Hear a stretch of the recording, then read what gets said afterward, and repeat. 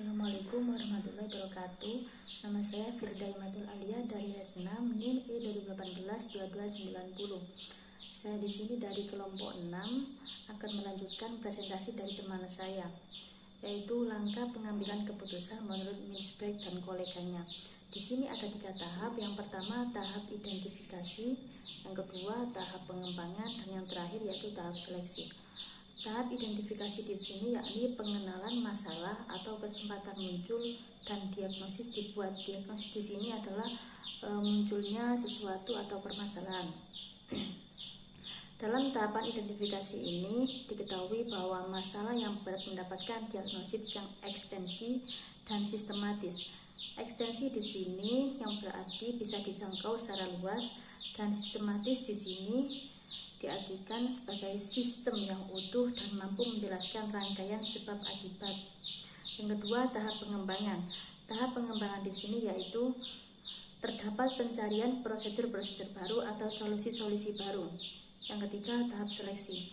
Di sini ada 3 tahapan seleksi. Yang pertama, dengan cara penilaian, yaitu pembuat keputusan berdasarkan pengalamannya.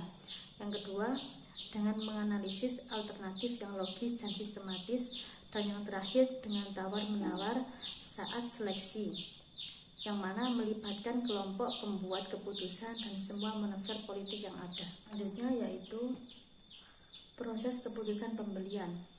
Dalam tahapan ini konsumen mengevaluasi, membentuk preferensi antara merek dan kumpulan pilihan, yang mana konsumen membeli merek yang paling disukai. Dan dalam melaksanakan maksud tersebut, konsumen membentuk sub keputusan merek, penyalur, kuantitas waktu, dan metode pembayaran. Dan yang mana dikemukakan oleh Engel dan Black bahwa proses keputusan pembelian ini ada 5 sub. Yang pertama yaitu menganalisis keinginan dan kebutuhan konsumen, seperti melakukan komunikasi yang baik kepada pelanggan. Dengan adanya penganalisisan ini, perusahaan mampu ciptakan peluang pasar yang baru. Yang kedua yaitu sumber-sumber yang digunakan untuk memenuhi keinginan, seperti barang dan jasa. Yang ketiga, penilaian alternatif dengan mencari kriteria-kriteria yang akan digunakan oleh konsumen. Yang keempat, pemilihan produk yang dilakukan oleh konsumen ini membuktikan telah terjadi pembelian yang sebenarnya. Dan yang terakhir yaitu produk yang dipilih telah memuaskan konsumen. Nah, di sini berarti bahwa produk yang dipilih oleh konsumen benar-benar memuaskan, tidak sampai merugikan konsumen. Selanjutnya, menurut Kotler, proses keputusan pembelian ini dimulai jauh sebelum tindakan pembelian dan berlanjutkan lama sesudahnya. Di sini menurut Kotler, tahapan-tahapan untuk mencapai keputusan pembelian yaitu dengan pengenalan kebutuhan, pencarian informasi, evaluasi alternatif, keputusan membeli, dan 3 laku pasca pembelian. Yang pertama, pengenalan kebutuhan.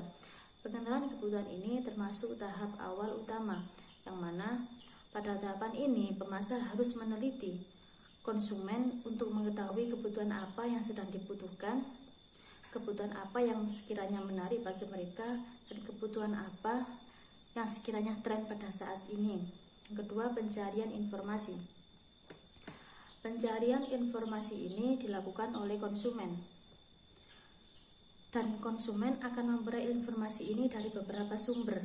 Sumber ini termasuk sumber pribadi seperti keluarga, teman, sumber komersial seperti iklan, agen kemasan, sumber publik termasuk seperti media massa, organisasi, dan yang terakhir sumber pengalaman seperti penanganan dan pemeriksaan.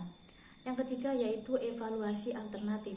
Evaluasi alternatif di sini adalah konsumen menggunakan informasi untuk mengevaluasi merek alternatif dalam perangkat pilihan tersebut.